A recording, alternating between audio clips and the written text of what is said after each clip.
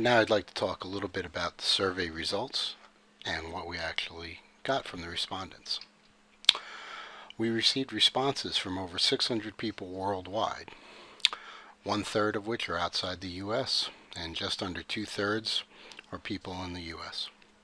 Our survey generated over 2,700 unique words in English, and right now we have plans underway to translate them in other languages. We've also asked you which languages you'd like, and we're going to try to focus on the most popular languages that were requested as our first round for translation.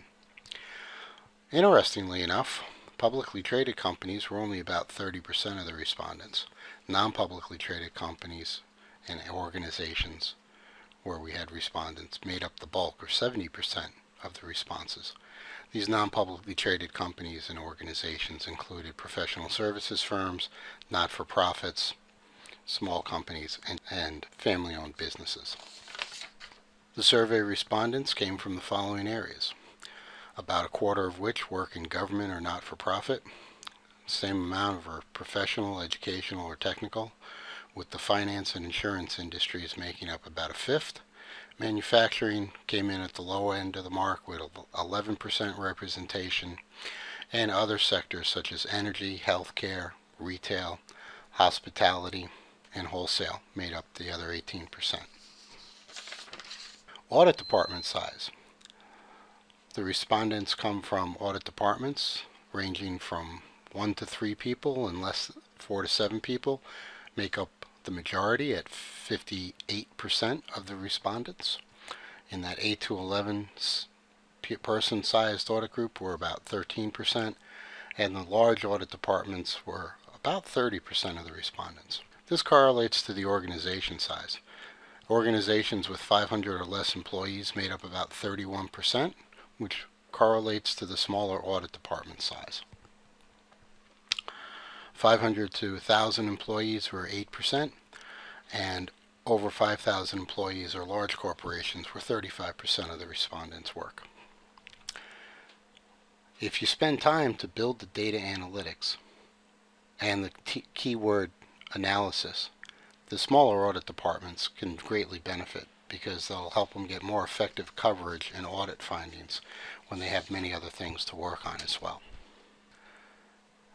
So, what kind of testing do companies use to substantiate the company financials?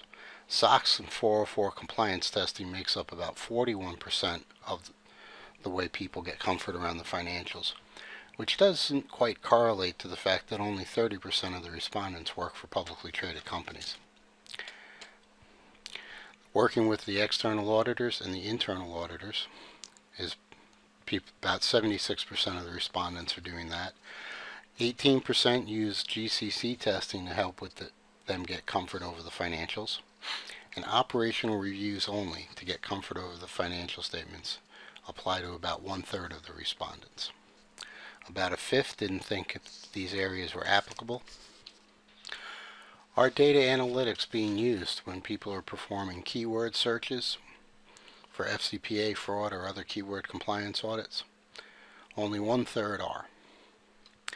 And of the 1/3 are queries of unstructured data for fraud compliance with data analytics tools. Are they using those? Only 25% review unstructured data as part of their reviews, or only 8% of the total respondents. The automated tools used by your audit groups: fraud detection, FCPA compliance. Well, everyone seems to use Excel, or the largest majority of them use Excel, followed by ACL and IDEA, with the other areas coming in. Amazingly, 25% don't use any tools for FCPA compliance, which probably correlates to their lack of FCPA compliance testing. And what are the types of data that they're including in the keyword analytics? Financial accounting, email, document analysis. The largest is the general ledger and T&E expenses, followed by the disbursements accounts, and financial accounting is also high on the list.